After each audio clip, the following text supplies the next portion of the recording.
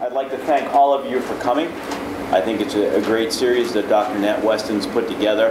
And the only way we can have a great series like this is if people take time out of their busy schedules, like Adam and others have done, to come up here and speak with us. So Adam, thank you for coming up here and doing this, and welcome to our department, and thanks for speaking to this group over here. And now I have to leave. So I'll see you all. Thank you. Bye-bye.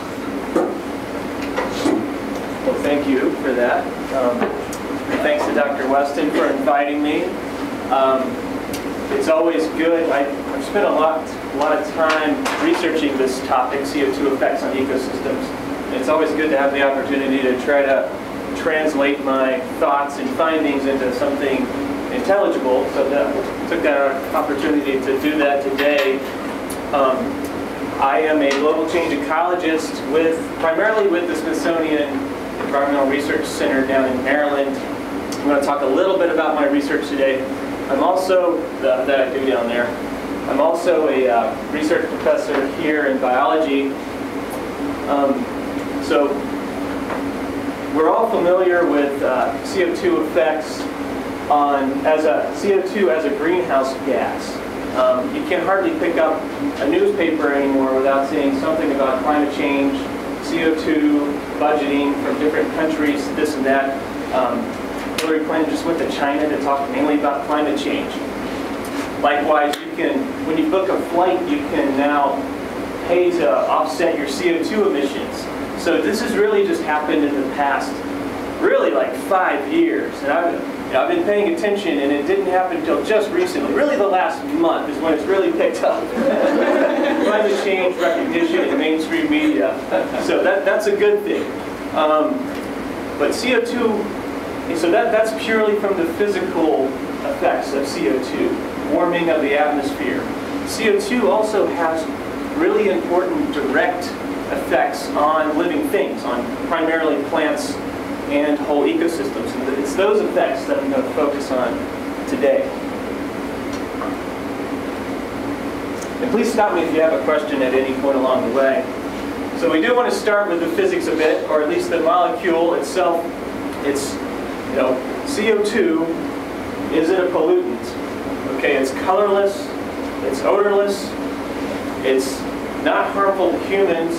In fact, it's so benign that we dissolve it into beverages and then drink it. So it doesn't sound like your average pollutant, and I think that's confusing to a lot of people.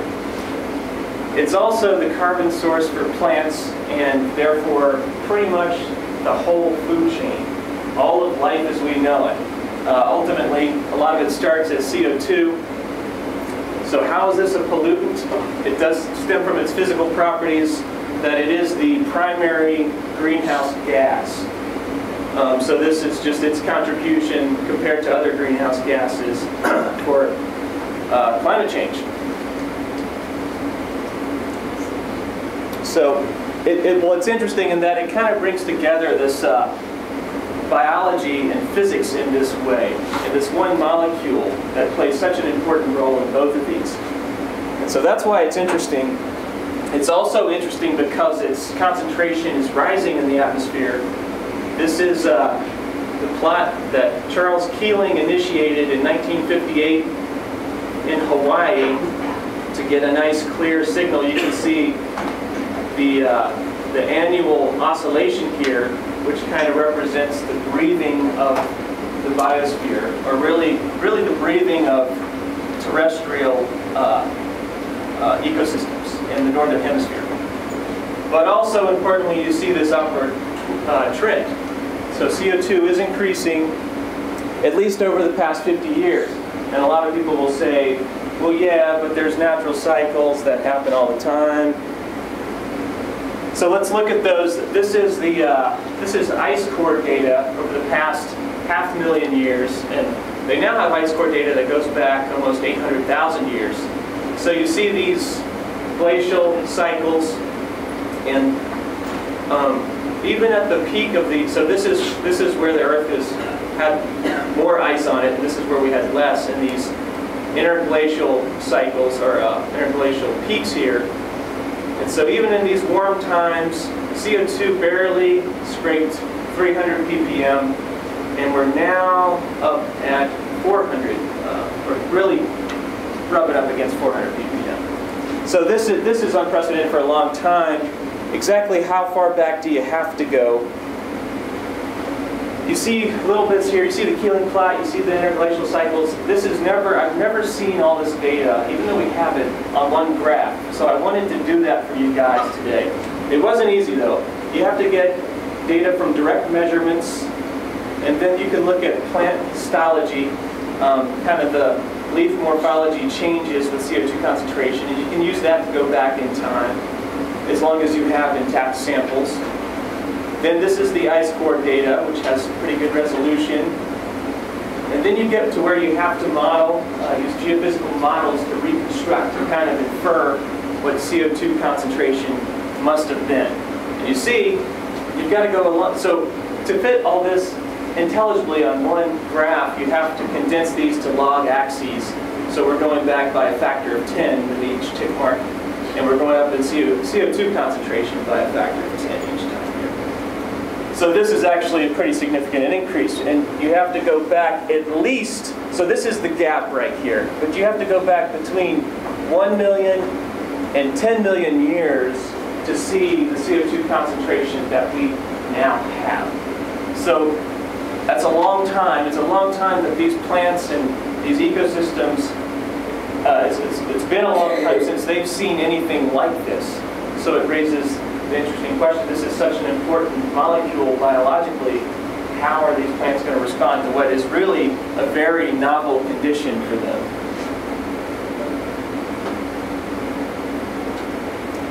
And also, since I put all this effort into this figure, I wanted to look at it a little bit more. So like I said, over 1 billion years ago, or at 1 billion years ago here, CO2 concentration was much higher than it is presently. It was more like the concentration on Mars than it is on Earth. So really high, around 10,000 ppm. And you can kind of see these important events in the history of Earth that really affect the CO2 concentration.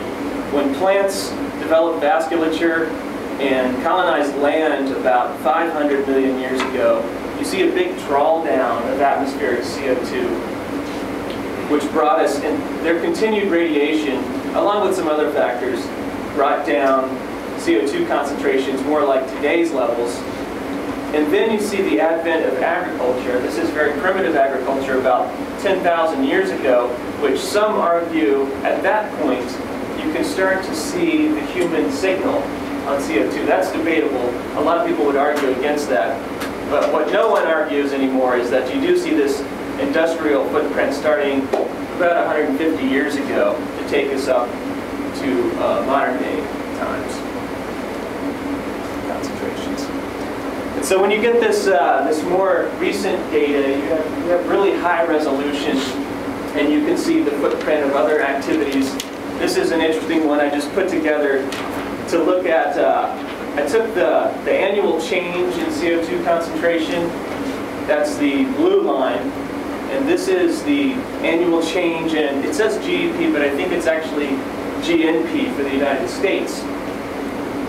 And so it's interesting. You see this kind of, it's really low. This is kind of the Great Depression, this little dip here. And then I actually got better resolution data up here, which you can see. So this is a change in kind of the growth rate of CO2 in the atmosphere.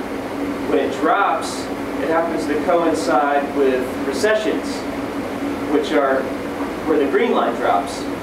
So a shrinkage, well not a shrinkage, a reduction in the growth rate of GDP. So this is kind of an index of economic growth.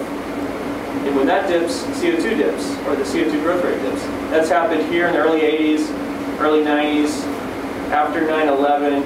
So it'll be really interesting to see what happens with the new depression that we're in. But all these numbers, these are all positive. CO2 is always going up. This is just the rate at which it's going up.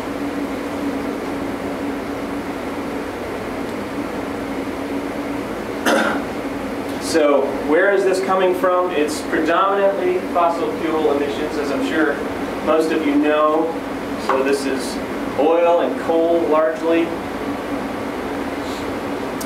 I mentioned there's higher resolution in time. There's also higher resolution in space on these measurements. This is a brand new website that was just opened last week where they take proxy information for measurements that are already being made on the ground, as well as traffic data to kind of construct a fossil fuel emission map in pretty high resolution for the United States. It's really amazing the kind of stuff you can do. They actually have a Google Earth feature that's linked on this website that you can go to and look at county by county, a breakdown of fossil fuel emissions and where it's coming from. So this is kind of an aside, but it's really, this is where CO2 science is going, really high resolution data. And this is going to be necessary if we hope to budget this and control CO2 emissions in the future. So fossil fuels are a large part of it. Land use change is another large part. So about 20% of all human emission is from land use change. So when you convert a forest like this for agricultural purposes, or you build a parking lot, you're going to release a lot of the carbon that's stored in this biomass and in the soil in the forest. So we've done a lot of that over the past 200 years, and that's accounted for about a fifth of human emissions. Now here's a great man once said, trees cause more pollution than automobiles do. Is this true? There was something to it. If you consider CO2 a pollutant, which a lot of ecologically minded people think we should, then you could say that they release more CO2. So I think what he was getting at here, I think Reagan was up on this, and he was referring to autotrophic respiration. So these are the two main biological fluxes, and these are huge. He was right. These are enormous fluxes, but these are natural fluxes that have occurred throughout time. So photosynthesis fixes CO2 out of the atmosphere, and then that CO2, or that carbon, is used by, well, it's used by plants. Plants breathe like we do.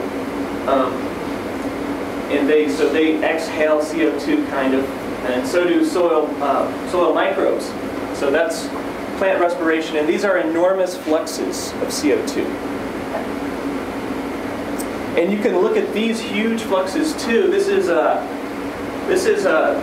website, Carbon Tracker by NOAA. This data that's just now becoming available is really phenomenal. So they use a network of atmospheric CO2 measurements. They're directly measuring CO2 to kind of infer what's happening with those large biological fluxes, photosynthesis and respiration. So here, this is, I think, like over a 5-year period. And these numbers are negative. And so this is just counting natural fluxes, not fossil fuel emissions, not human-caused changes. But so this area here was actually absorbing quite a lot of CO2 over this, I think it's like 2002 through 2005, something like that.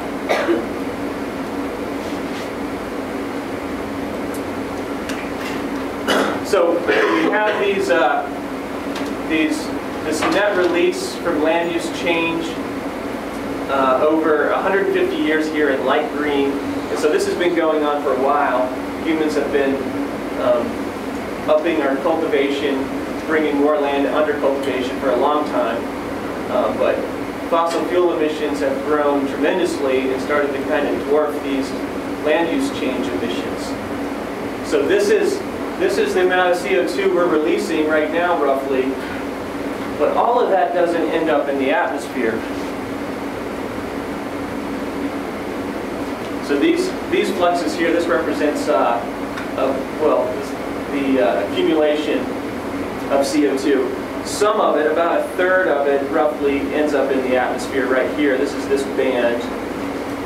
But some of it is taken up by land, and some of it is taken up by the ocean. So the ocean kind of is equilibrating with the atmosphere and partly scrubbing some of our CO2 out of the atmosphere. That's a pretty simple physical process that we understand. However, this, you see, is unidentified. We don't know exactly where or to what extent this is happening on land. We do know that it's occurring on land by various isotopic techniques, but we don't know where it's going. So there's a missing carbon sink out there. Everybody has their pet theories. We just know it is happening, but we don't know exactly why. So I always try to summarize all this different kinds of information in one figure in a simple way, and I make animations that often get very complicated and end up just confusing everyone. So that's what I've done here. This is my animated representation of the carbon cycle. So I mentioned CO2 is colorless, but I gave it color here and gave it a shape.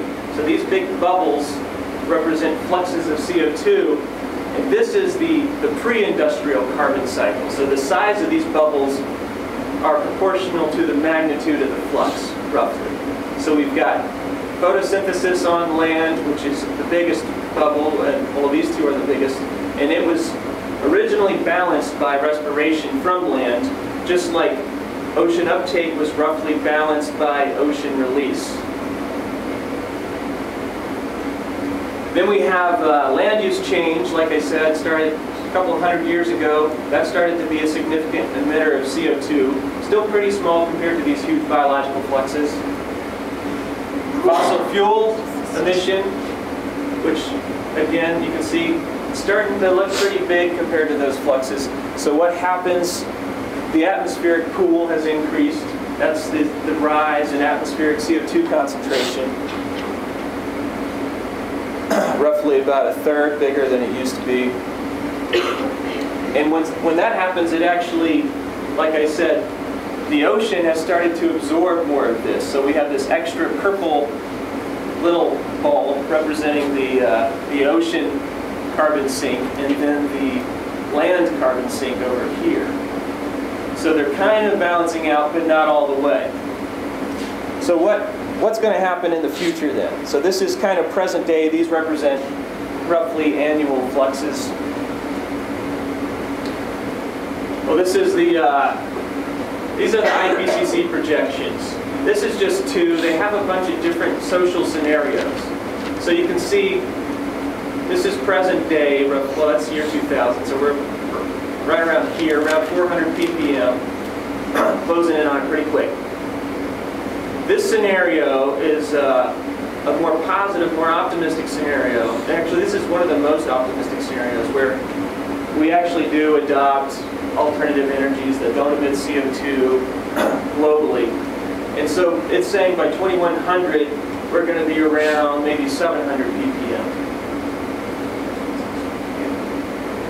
Maybe even under.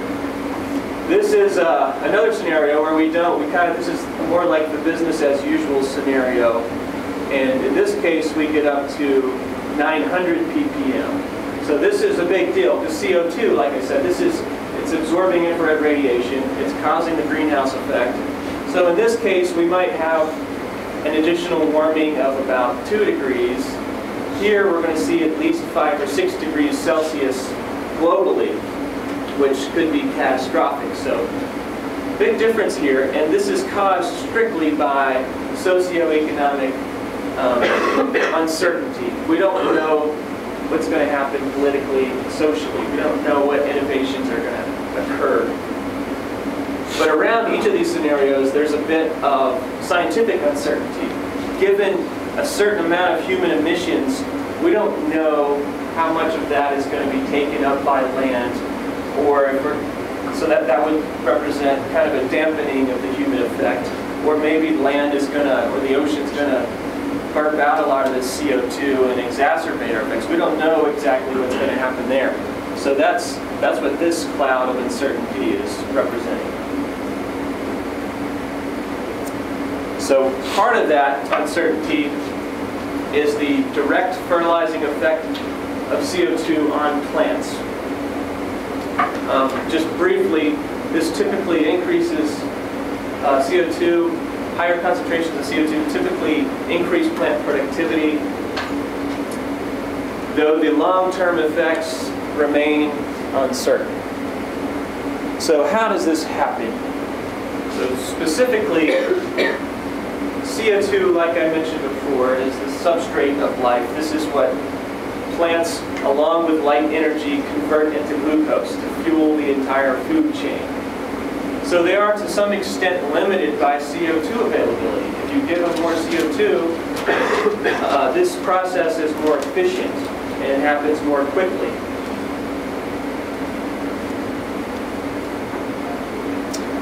And we measure this in little tiny leaf chambers over short periods of time, and we simulate in this chamber different concentrations of CO2, and this is kind of the photosynthetic response.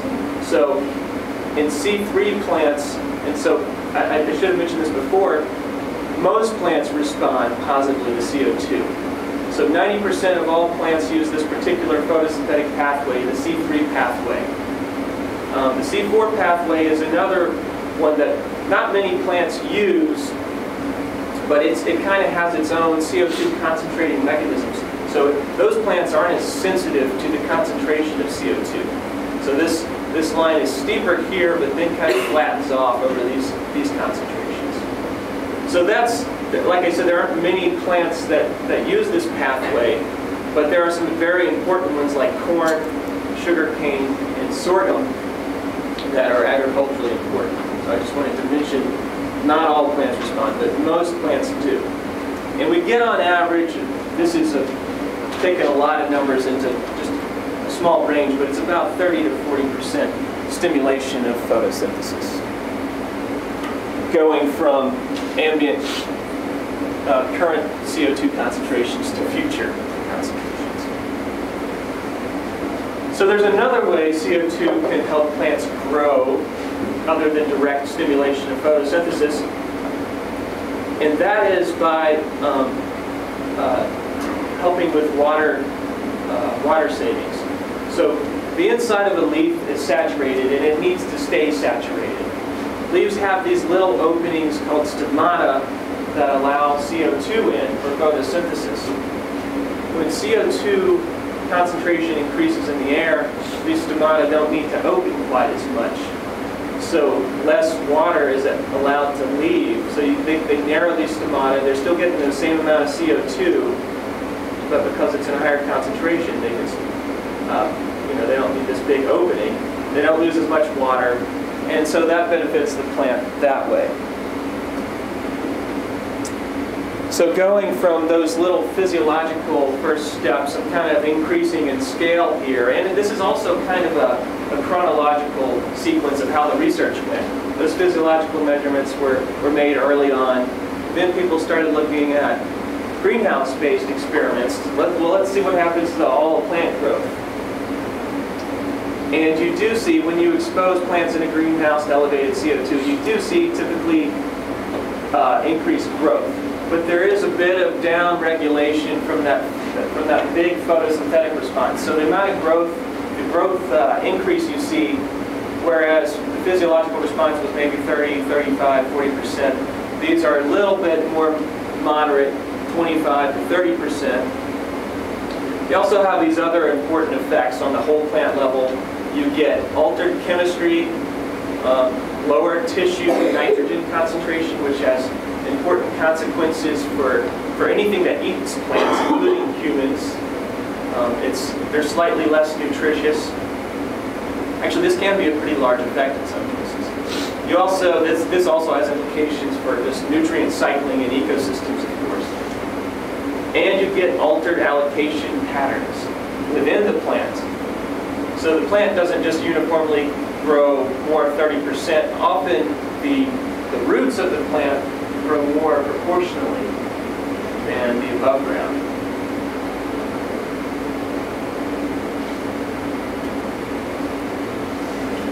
So early on, so this is still back in the 80s when these experiments were done, some researchers saw these first growth responses and thought, wow, this is great. This is going to solve all our problems. This could solve the hunger crisis. These are one of these is an Itso brother. There are two Itso brothers that are big on promoting. So their platform is basically we should burn all the fossil fuel we can with reckless abandon as quickly as possible and get these big growth promoting effects and turn the planet green. And so that, there was something to be said for that. Some other analyses have shown that this increased CO2 that we've already seen from pre-industrial levels is to some extent responsible for the green revolution in agriculture. So agricultural production has become much more efficient, and that is probably to some extent due to elevated CO2 already. And so maybe we will see these effects. I think this is a hilarious picture. I don't know which is which, and I can't imagine what this is.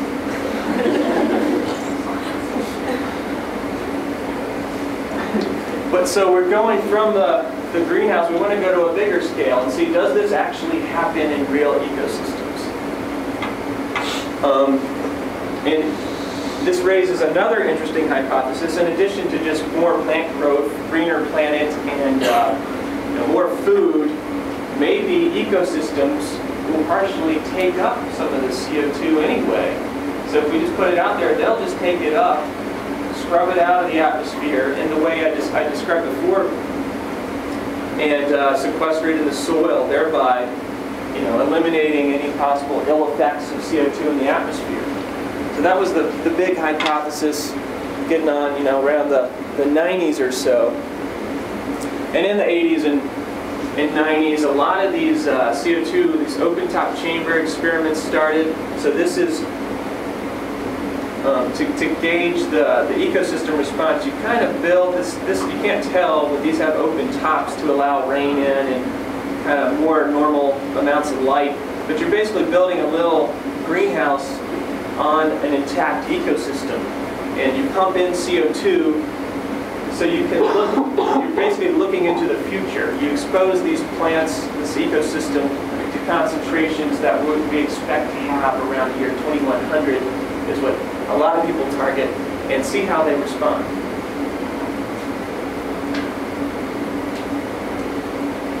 And also on into throughout the 90s, you saw a lot of these bigger scale projects. People didn't want to build chambers because they thought there might be some artificial effects of the chambers. So you have what are called free air carbon dioxide enrichment studies here. And so what we have, you have this ring, of little towers, and you use a sonic anemometer. This is a very fancy piece of equipment that can measure wind speed in 3 dimensions really precisely. And based on the wind speed and direction, you release CO2 from these towers. So if the wind's blowing this way, you release it from these towers, shut these down, so that you can hope to elevate CO2 over this whole, probably about 20 by 20 meter plot. So it's a pretty big area. So this is kind of the biggest CO2 experiment that exists. And these are taking place all over the world, though a lot are winding down right now, mostly in North America and Europe, but some in New Zealand, Japan. Some are agricultural, some are natural ecosystems. Does anyone have a watch I could want?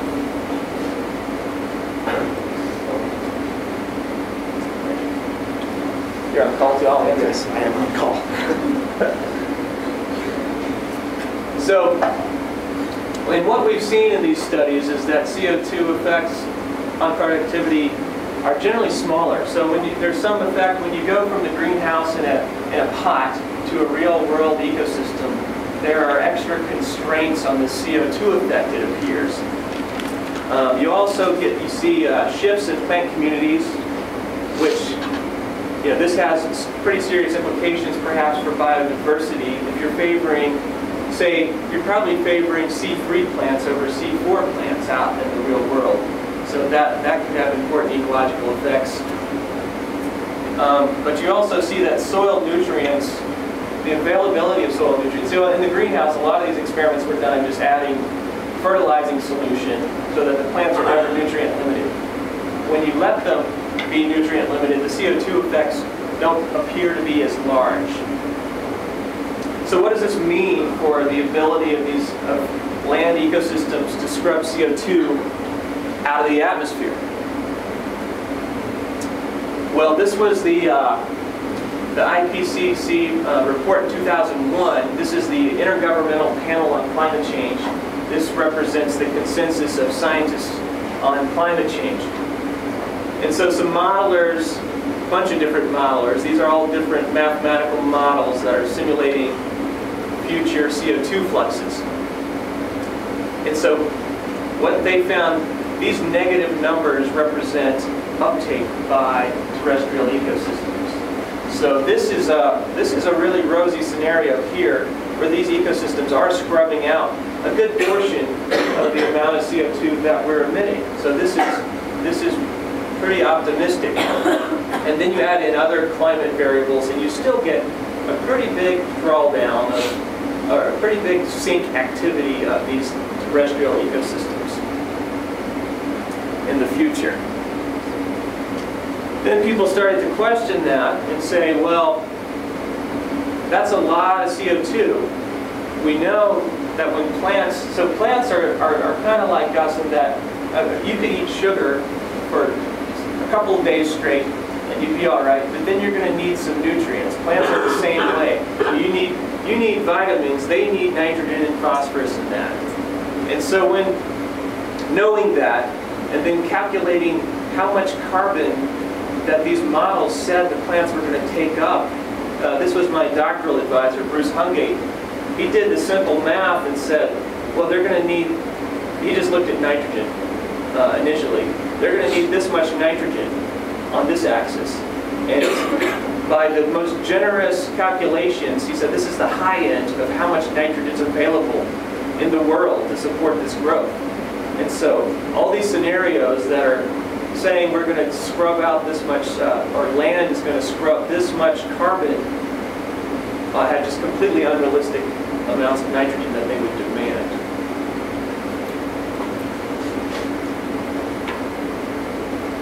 And so they've kind of, in response to that, the IPCC has dampened, this is a much smaller terrestrial sink than I showed previously. They try to readjust and make this more realistic. So it's more realistic and it's also more pessimistic that terrestrial ecosystems aren't going to take all that much CO2 out of the atmosphere. This is from last year's report. So there are some natural constraints, internal constraints. Like I said, this nitrogen limitation seems to hinder the CO2 effect. But so what's this mean for the big picture? Will ecosystems save us from climate change? We still don't have a definitive answer to what extent they will help us.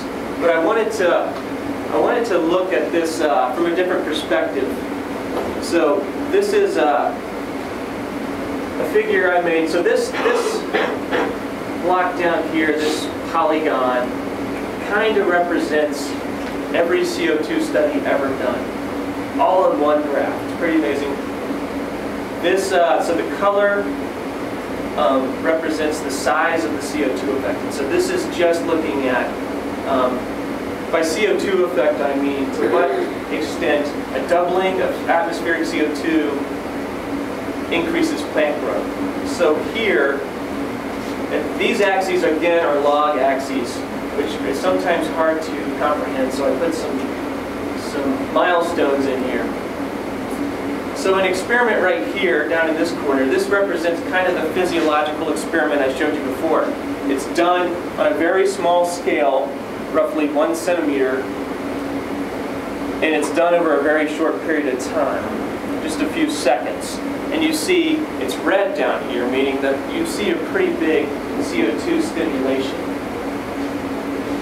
Now, as you get bigger in scale, as you take these, you go from your tiny little leaf chamber to a greenhouse pot to an actual maybe 20-meter plot in the field, you start to see a diminishing effect size of CO2. So it goes from red to green. And then as you go longer in time, you start to see some of these feedbacks, these negative feedbacks play out, where over time the plants seem maybe to get more nutrient limited. So as you go along this axis, the CO2 effect gets smaller. So this is a three-dimensional plot. These represent the longest running open-top chamber. That's the longest running open-top chamber experiment. It's about 20 years. And the longest running phase site, which is probably about 15 years. So that's great. We have all this data down here, all this actual measured data. But this is what we need to know. This is what all this is geared at, predicting this pretty much.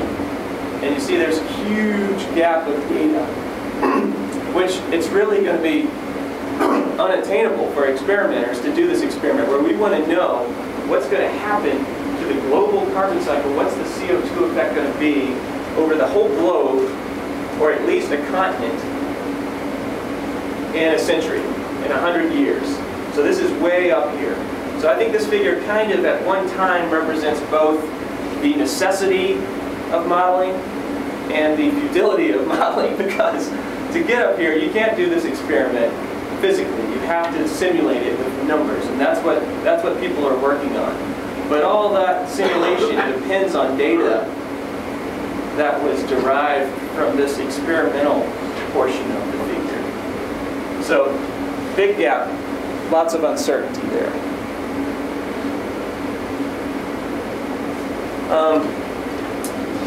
So up until this point, I've really just been focusing on plant growth, but there are other factors that play into this net CO2 effect on ecosystems. So growth is really just half the story. There's respiration. And there's been a handful of studies that have shown that yes, while CO2 does stimulate photosynthesis, it also, coincidentally, by a variety of mechanisms which aren't really well described, seems to stimulate respiration, both from, certainly from plants, but also from soil. So that's really important because the soil actually contains a lot more carbon than the plant biomass. And so if you increase respiration of soil carbon, well, that can more than negate your growth effect.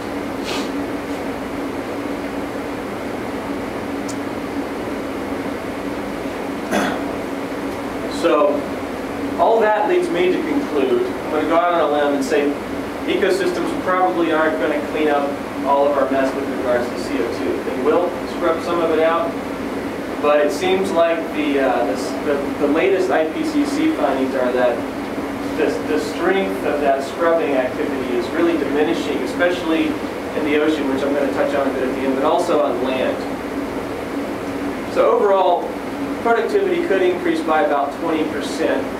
That's still probably on the upper end. But there are these other constraints, these external constraints on the effect that I haven't even talked about because it wasn't the focus of my talk. But you have these climatic effects on this. So this is kind of like a northern deciduous forest around here.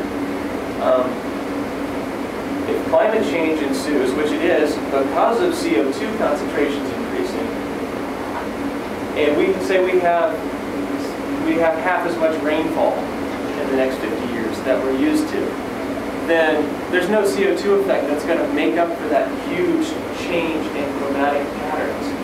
Or, you know, it's warmer, so there's more evaporation and the plants are dying. Or it's wetter and the soil gets waterlogged. These kinds of effects are probably going to swamp out any CO2 effect you have. And also land use change, particularly in the tropics, your tropical rainforest, they're thought to respond pretty strongly to CO2, though it's difficult to measure. Not many people have even tried. But the CO2 effect on your forest isn't going to matter if it's bulldozed to make room for cattle. So those kinds of effects are probably going to be very important in negating any CO2 benefits. So what do the ITSOs and these guys say now? I mean, this is the scientific consensus, is that the CO2 effect is real, but it's not going to bail us out. Their response? Volume 2. It continues. Well, you know, it's not all doom and gloom. There are going to be some benefits of CO2. Which leads to this study that I'm doing down on the marsh in Maryland. This is the world's longest running CO2 site right here, and this is a newer one that we put right next to it. And so what we've seen, this is kind of an interesting whole different take on the CO2 in a different context, looking at the same kinds of things. Marshes are threatened by sea level rise. Dr. Galgano talked about sea level rise. And what we've found here, we've taken really precise elevation measurements in these plots to look at if the marsh, we think it's going to, because it has to grow to keep up with sea level rise. And if you look at these two, the orange and the blue, just ignore the end there, but these two are given elevated CO2. And the plots that we've fumigated with CO2 are gaining elevation more quickly, which indicates that they might be able to withstand higher rates of sea level rise. So that's kind of a positive effect of CO2. We have to qualify this. There's, well, again, we think it's driven by the direct plant effect. So plants grow more, particularly below ground. So roots are growing more and kind of pushing the soil up is what it seems like. That's what this relationship indicates. Like I said, it appears to help marshes tolerate sea level rise. But there also could be some of these priming effects I talked about before. So so far we've really just measured one half of the equation, plant productivity.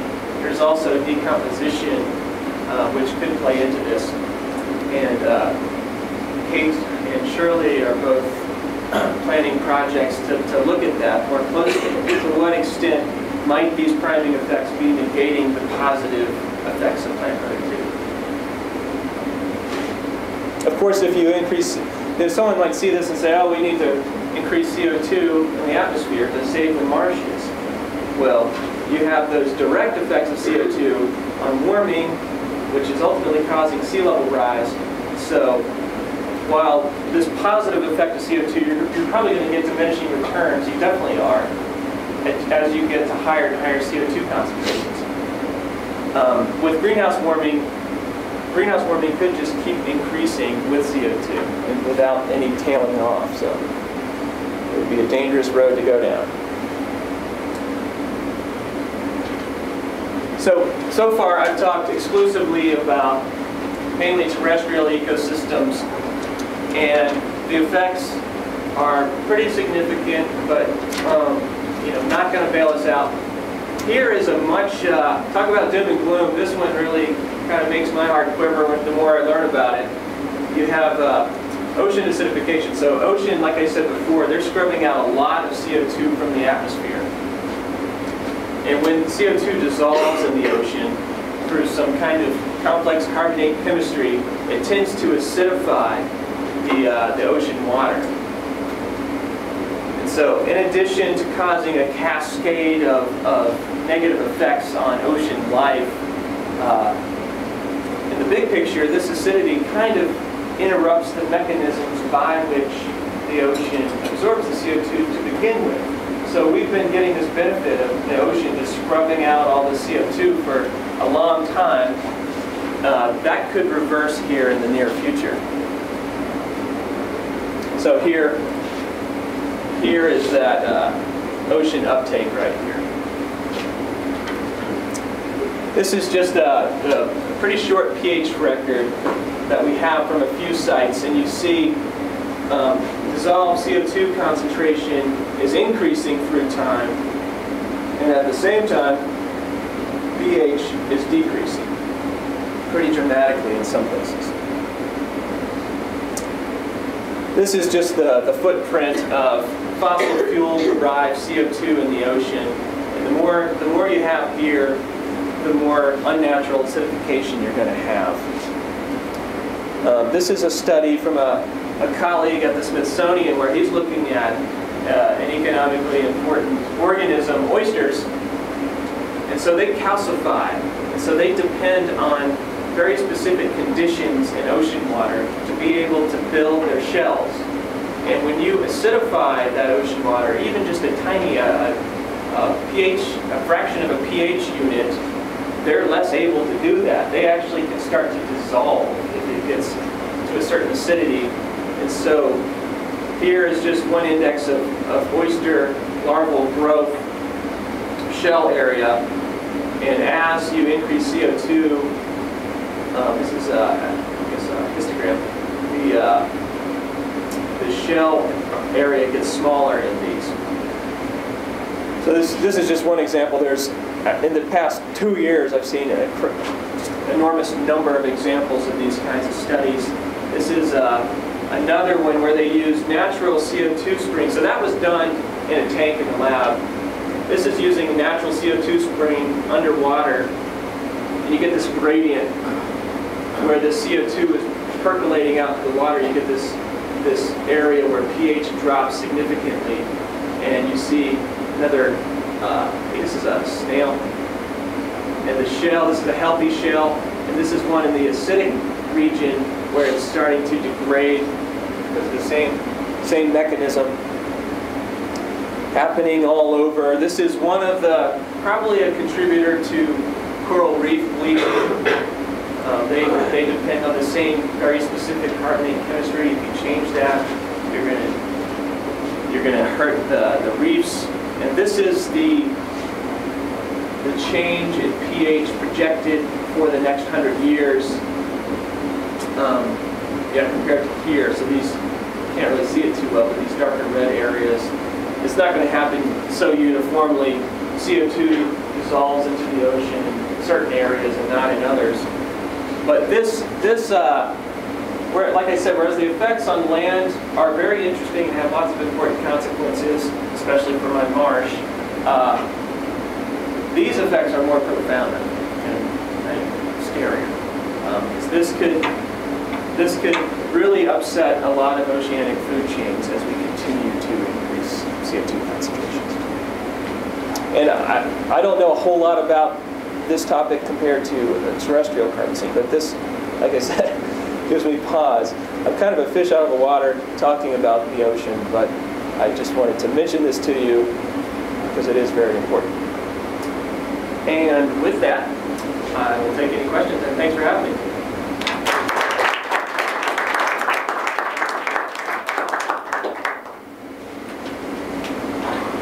Are there any questions?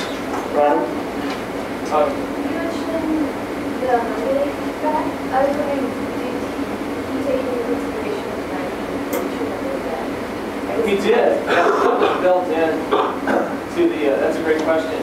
Yeah, so she mentioned that we're putting more CO2 out there, but by use of fertilizers and also fossil fuel combustion, we are actually adding more nitrogen as well. But that happens, it's a very spotty thing, whereas CO2 is really well mixed in the atmosphere, and it increases pretty much uniformly everywhere. Nitrogen, you tend to get a lot close to cities, and not as much out in rural areas, but you do get some everywhere. But it's not like, it doesn't act just like a fertilizer, because where you get a bunch, you get a hot spot in nitrogen deposition, you can actually get acidification of soil, which can then have its own consequences that don't boost productivity. But yeah, so in the upper end of that estimate, he built in nitrogen deposition and pretended like it was a perfect fertilizer. And it still wasn't enough to see that CO2 benefit. But that's an interesting, one of the many interesting interactions of the CO2 cycle with other elements. Also, you mentioned that the base studies are winding down. Is there a reason why? Funding. Yep. The DOE just concluded a couple years ago that they've gotten all they can out of the studies. Because especially the base studies are enormously expensive to run. Mainly CO2 is the main cost. pump all that CO2 out there costs millions of dollars to do. And they figured it's, yeah, they did a cost-benefit analysis, and they're going to go a different way with those. The open-top chambers, like these pictured here, we're keeping these going because they don't cost nearly as much. It doesn't take a whole lot of CO2 to change the atmosphere here. So these are still going. Do you think they might change their mind now with the stimulus package? That's a good question. I haven't looked exactly where that's going, but the DOE did get, for climate change research, they got several $100 million. But I don't think they're going to turn the gas back on in a lot of these. This is the last year for at least a couple. And I don't know about the European studies and the Asian ones. I don't know if they're still going or if they're going to keep going or what. But at least in the U.S., I think they're pretty much over. So a lot of these places are doing kind of big excavations this year to measure everything they possibly can measure before it's over for good. But they wanted to get kind of one whole disturbance cycle, or to at least see plants grow from seedlings up to closed canopy, and see if you still saw those effects the whole way out. And they've learned that they need to do that.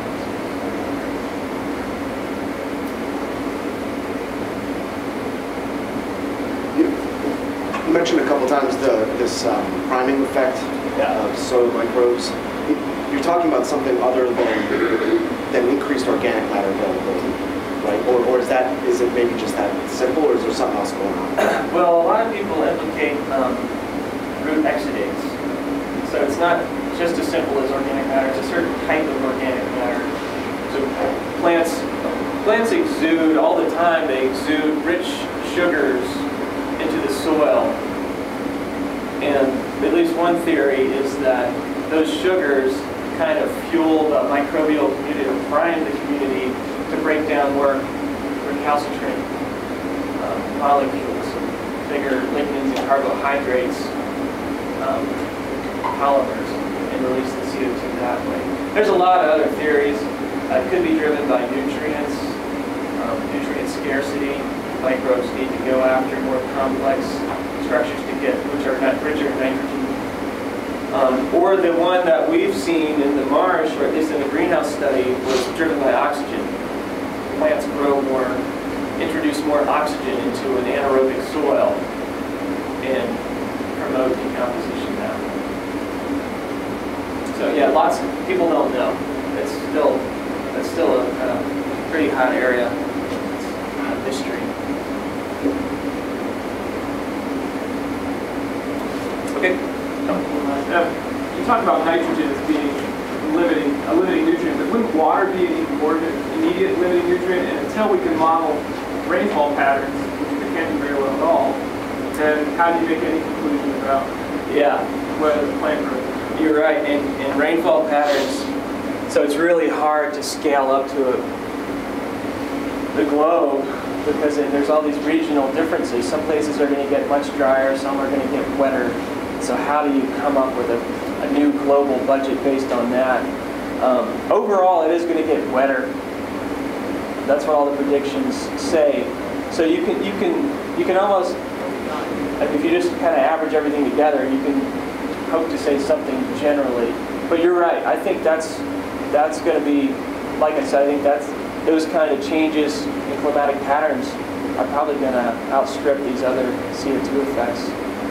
You're right. I should have had water up there as a main constraint on the CO2 effect size. That's a good point. Okay, thank you. Thank you.